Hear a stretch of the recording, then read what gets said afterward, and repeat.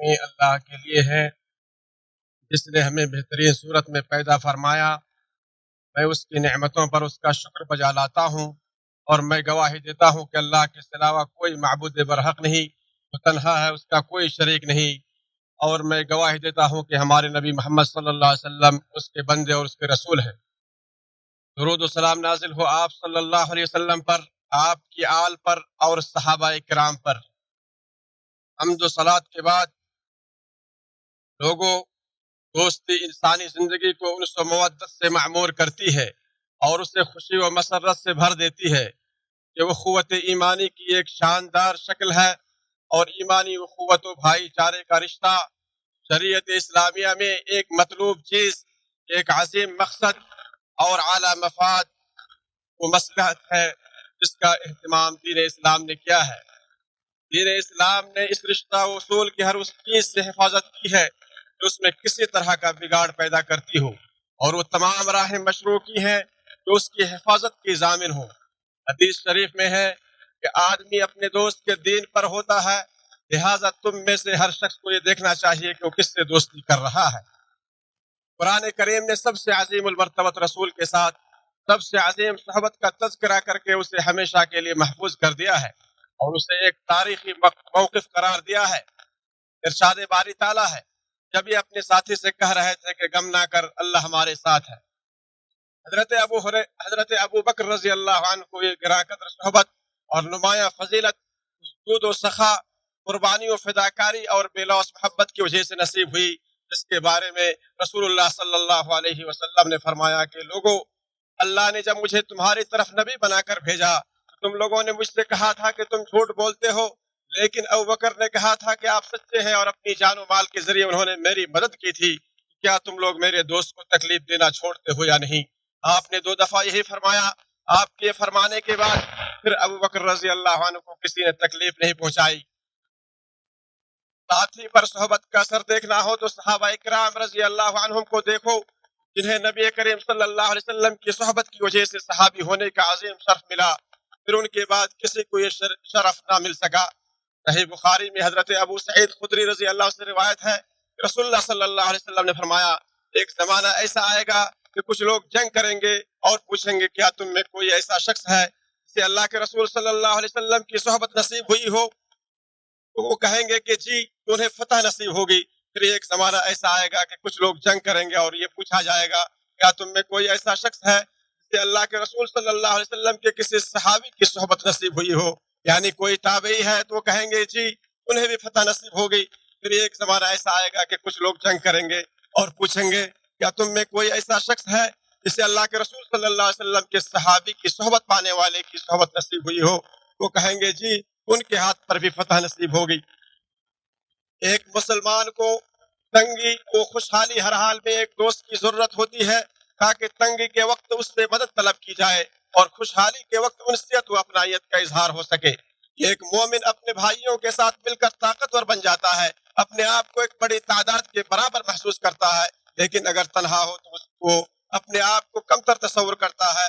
جیسے بلب دوسرے بلب سے مل کر راستے کو زیادہ روشن کرتا ہے، ایک بلب تیز روشنی والا ہی کیوں نہ ہو، کسی بھی وقت اس کی روشنی کمزور پڑ سکتی ہے، اور ایک انسان سستی و غفلت سے محفوظ نہیں ہوتا، اس لیے اسے ایک ایسے ساتھی کی ضرورت ہوتی ہے کہ اسے غفلت سے بیدار کرے۔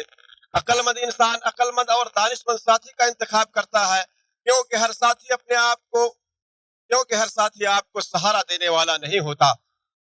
کھوکھلی دوستی جو ذاتی مفاد و منفعت پر مبنی ہوتی ہے اور جس کا کھوٹا پن ظاہر و باہر ہوتا ہے، اس کی بنیادیں پہلے ہی حادثے میں منہدم ہو جاتی ہیں، کیونکہ اس کی تعمیر مضبوط بنیاد اور بے لوث محبت پر نہیں ہوتی۔ اسی لیے نبی کریم صلی اللہ علیہ وسلم برے ساتھی سے پناہ مانگتے تھے اور یہ دعا کرتے، اے اللہ، میں تیری پناہ چاہتا ہوں برے دن سے، بری رات سے، برے وقت اور برے ساتھی سے۔ انسان بسا اوقات مصائب و مشکلات سے دوچار ہو جاتا ہے، ایسے میں وہ اپنے انصاف پسند اور سچے دوست کے پاس ہی تسلی کا سامان پاتا ہے۔ ایک دوست اپنے دوست کے ساتھ مل کر فخر و ناز کا احساس کرتا ہے، کیونکہ انسان اپنے ہم خیال کو پا کر خوش ہوتا ہے اور اس کے ساتھ مل کر قوت محسوس کرتا ہے، اور جب ہم خیال دوست چلا جاتا ہے وحشت و تنہائی کے عالم میں اپنے آپ کو اکیلا محسوس کرتا ہے۔ امام احمد بن حنبل کا قول ہے جب انسان کے سارے دوست فوت ہو جاتے ہیں تو وہ کمزور پڑ جاتا ہے۔ بے شک دوستوں سے ملاقات حزن و ملال کو دور کرنے اور غموں کو غلط کرنے کا بہترین سامان ہے۔ قیامت کے دن کفار کہیں گے جیسا کہ قرآن نے بیان کیا ہے، اب تو ہمارا کوئی سفارش بھی نہیں اور نہ کوئی سچا غمخوار دوست۔ وہ ایسا اس لیے کہیں گے کیونکہ انہیں معلوم ہے کہ دوست ہی دوست کا درد محسوس کرتا ہے، وہی تسلی دیتا ہے اور وہی مصیبت میں کھڑا رہتا ہے۔ اللہ تعالیٰ نے روحوں کو جمع کردہ لشکروں کی طرح بنایا، جیسا کہ نبی اکرم صلی اللہ علیہ وسلم نے فرمایا تمام روحیں مجتمع لشکر تھیں۔ جس نے ایک دوسرے کو پہچانا وہ دنیا میں ایک دوسرے سے محبت کرتی ہے، اور جس روح نے وہاں ایک دوسرے کی پہچان نہ کی وہ یہاں ایک دوسرے سے بیگانہ رہتی ہیں۔ اس میں اس بات کی طرف اشارہ ہے کہ طبیعتیں خیر و شر کے معاملے میں ہم مثل ہوتی ہیں اور ہر شخص اپنے جیسے انسان کی طرف میلان رکھتا ہے۔ دلوں میں ہم آہنگی جیسی عظیم نعمت کو کسی قیمت کے ساتھ ناپا نہیں جا سکتا۔ جسے کوئی اچھی خصلتوں والا بھائی مل جائے وہ اسے ہاتھ سے جانے نہ دے۔ لوگوں میں سے عاجز ترین وہ شخص ہے جو وفادار دوستوں کی تلاش میں کوتاہی برتے، اور اس سے بھی بڑھ کر عاجز وہ ہے جو اچھے دوست مل جانے کے بعد انہیں کھو دے۔ انسان اپنے پرہیزگار متقی دوست کی اچھائی سے کبھی محروم نہیں ہوتا۔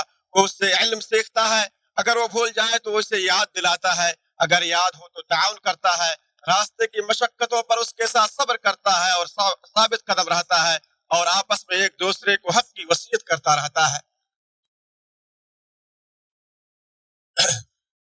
اگر آپ اس دن کا نفع چاہتے ہیں جس دن مال یا بیٹے نفع نہیں دیں گے تو اپنے مخلص دوستوں کا انتخاب کیجیے۔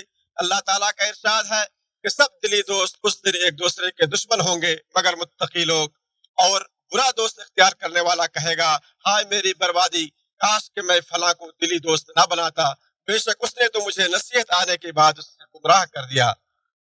اگر آپ دوستوں کے ساتھ رہتے ہیں تو ان کے لیے محبت اور احترام کے جذبات باقی رکھیں، ان کی غلطیوں سے چشم پوشی کریں، ان کے ساتھ صبر سے کام لیں، کیونکہ نیک لوگوں کی صحبت میں بھی صبر کی ضرورت ہوتی ہے۔ ارشاد باری تعالیٰ ہے اور جو لوگ اپنے رب کو اس کی رضا جوئی کے لیے پکارتے ہیں ان کے ساتھ آپ اپنے آپ کو روکے رکھیں۔ ایسے کام سے دور رہیں جو دوستوں کو بدگمانی پر آمادہ کرے، کیونکہ دلوں کی سلامتی سب سے اہم چیز ہے، اور اگر ان کی طرف سے کبھی کوئی کوتاہی نظر آئے تو اس کی کوئی ایسی غلط تعویل نہ کریں جس کا انجام اچھا نہ ہو۔ اللہ کے رسول صلی اللہ علیہ وسلم کا ارشاد ہے بدگمانی کرنے سے بچو کیونکہ بدگمانی سب سے جھوٹی بات ہے۔ بسا اوقات آپ کے دوست سے ایسے امور سرزد ہو سکتے ہیں جو دوستانہ مراسم کے تقاضوں کے خلاف ہو، لہٰذا اگر آپ اپنے دوست و احباب کی ہر غلطی پر ان کے ساتھ قطع تعلق کریں گے تو بہت جلد ان سب کو کھو دیں گے اور پھر روئے زمین پر اپنے علاوہ کوئی دوست باقی نہیں رہے گا۔ میں شیطان رجیم سے اللہ کی پناہ مانگتا ہوں۔ اے ایمان والو، اللہ سے ڈرو اور سچے لوگوں کے ساتھ ہو جاؤ۔ اللہ تعالیٰ میرے اور آپ کے لیے قرآن کریم کو بابرکت بنائے، مجھے اور آپ کو اس میں موجود حکیمانہ نصیحت اور آیت سے نفع پہنچائے۔ میں یہی بات کہتا ہوں اور میں اللہ تعالیٰ سے اپنے اور آپ سب کے لیے بخشش طلب کرتا ہوں۔ آپ سب بھی اسی سے اپنے گناہوں کی بخشش مانگے، وہی بخشنے والا اور نہایت رحم کرنے والا ہے۔ تمام تعریف اللہ کے لیے ہیں۔ میں گواہی دیتا ہوں کہ اللہ کے سوا کوئی معبود برحق نہیں، وہ اکیلا ہے، اس کا کوئی شریک نہیں، اور میں گواہی دیتا ہوں کہ ہمارے سردار محمد صلی اللہ علیہ وسلم اس کے بندے اور اس کے رسول ہیں۔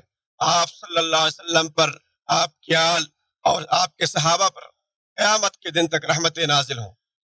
میں اپنے آپ کو اور آپ تمام کو اللہ کے تقوی کی وصیت کرتا ہوں۔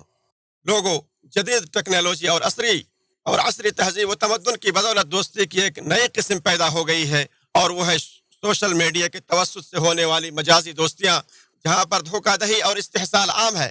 اس میں داخل ہونے والا شخص بسا اوقات غلط رویوں اور ایسی خطرناک و منحرف تعلیمات کا شکار ہو جاتا ہے جو فکری امن و امان اور سماجی تانے بانے کو درہم و برہم کر دیتی ہے۔ معاملہ اس وقت اور زیادہ خطرناک ہو جاتا ہے جب یہ دوستی مرد اور عورت کے درمیان ہو، کیونکہ یہ اتخاذ اقدام یعنی چھپ کر بدکاری کرنے کے قبیل سے ہے۔ دوستی اور محبت یا تو فائدہ اٹھانے کے لیے ہوتی ہے یا لذت حاصل کرنے کے لیے یا فضیلت و خوبی کی بنیاد پر قائم ہوتی ہے۔ لہٰذا اگر مصلحت یا لذت کے لیے دوستی ہو تو ایسی دوستی شریفانہ خصائل میں سے نہیں ہے. جیسا کہ مشہور مقولہ ہے کہ جو تم سے کسی خاص چیز کے لیے محبت کرتا ہے وہ اس کے ختم ہونے پر فوراً پیٹ پھیر لیتا ہے، اور جس دوستی کی بنیاد فضیلت و خوبی پر ہو وہی حقیقی دوستی ہوتی ہے. سچی دوستی بقیہ دیگر فضائل و خوبیوں کی طرح اس کی جڑیں دل میں راسخ ہوتی ہیں اور اس کے فیوز ہر وقت جاری رہتے ہیں. سچی دوستی ہی بزدل کے اندر بہادری، بخیل کے اندر سخاوت پیدا کرتی ہے. چنانچہ دوستی کی طاقت بسا اوقات بزدل شخص کو بھی خطرہ مول لینے پر آمادہ کر دیتی ہے تاکہ اپنے دوست کو کسی آفت سے بچا سکے، اور بخیل شخص کو یہ دوستی بسا اوقات اس بات پر آمادہ کرتی ہے کہ اپنے دوست کو مشکلات سے بچانے کی خاطر اپنے مال کا کچھ حصہ خرچ کرے. خلاصہ یہ کہ گہری دوستی جس نفس میں بھی جگہ بناتی ہے اس کے برے اخلاق کو سنوارنے کا کام کرتی ہے. ارشاد باری تعالیٰ ہے، اور اس نے مسلمانوں کے دلوں میں الفت پیدا کر دی. اگر تم زمین میں جو کچھ ہے سب خرچ کر دیتے تب بھی ان کے دلوں میں الفت پیدا نہ کر سکتے تھے، لیکن اللہ نے ان کے دلوں کو ملا دیا. بے شک وہ غالب حکمت والا ہے. اللہ کے بندو، رسول اکرم صلی اللہ علیہ وسلم پر درود بھیجو، کیونکہ اللہ تعالیٰ نے اپنی کتاب میں تمہیں اس کا حکم دیا ہے. ارشاد باری تعالیٰ ہے، بے شک اللہ تعالیٰ اور اس کے سب فرشتے نبی صلی اللہ علیہ وسلم پر درود بھیجتے ہیں. اے ایمان والو، تم بھی ان پر درود اور خوب سلام بھیجا کرو. اے اللہ، تو محمد صلی اللہ علیہ وسلم اور ان کے آل پر اپنی رحمت نازل فرما، جیسا کہ تو نے ابراہیم علیہ السلام اور ان کی آل پر رحمت نازل فرمائے. بے شک تو تعریف کیا ہوا اور بڑی شان والا ہے. اے اللہ، تو محمد صلی اللہ علیہ وسلم اور ان کی آل پر برکت نازل فرما، جیسا کہ تو نے ابراہیم علیہ السلام اور ان کی آل پر برکت نازل فرمائی. بلا شبہ تو تعریف کیا ہوا اور بڑی شان والا ہے. اے اللہ، تو اسلام اور مسلمانوں کو غلبہ نصیب فرما، دین کے دشمنوں کو نیست و نابود کر دے. اے اللہ، تو اس ملک کو اور سارے اسلامی ممالک کو امن کا گہوارہ بنا دے. اے اللہ، ہم تو اس سے جنت کا سوال کرتے ہیں اور ایسے قول و فعل کی توفیق کا سوال کرتے ہیں جو ہمیں جنت سے قریب کر دے. اے اللہ، ہم جہنم کی آگ سے تیری پناہ چاہتے ہیں اور ہر ایسے قول و فعل سے بھی جو ہمیں جہنم کے قریب کرے. اے اللہ، ہم تو اس سے ہر بھلائی کا سوال کرتے ہیں، خواہ وہ جلد ملنے والی ہو یا دیر سے، خواہ اس کا علم ہمیں ہو یا نہ ہو، اور ہر اس برائی سے تیری پناہ مانگتے ہیں، خواہ وہ جلدی آنے والی ہو یا دیر سے، خواہ ہمیں اس کا علم ہو یا نہ ہو. اے اللہ، تو ہمارے حکمراں خادم الحرمین الشریفین کو خصوصی توفیق سے نواز، ان کی خصوصی مدد فرما. اے اللہ، تو انہیں صحت و عافیت عطا فرما. اے اللہ، تو انہیں اور ان کے نائب ولی عہد کو بھی ایسے کام کرنے کی توفیق دے جس سے تو راضی ہو جائے. اے ہمارے پروردگار، ہم نے اپنے آپ پر ظلم کیا، اگر تو نے ہمیں معاف نہ کیا اور ہم پر رحم نہ کیا تو ہم بہت نقصان اٹھانے والوں میں سے ہو جائیں گے. اللہ تعالیٰ تمہیں عدل، احسان اور قرابت داروں کو دینے کا حکم دیتا ہے اور بے حیائی، برے کام اور سرکشی سے منع کرتا ہے. تمہیں نصیحت کرتا ہے تاکہ تم اسے قبول کرو اور یاد رکھو. تم اللہ کا ذکر کرو، وہ تمہیں یاد رکھے گا. اس کی نعمتوں کا شکر ادا کرو، وہ تمہیں اور زیادہ عنایت کرے گا. اللہ کی یاد بہت ہی بڑی چیز ہے اور اللہ تعالیٰ کو تمہارے تمام اعمال کا بخوبی علم ہے.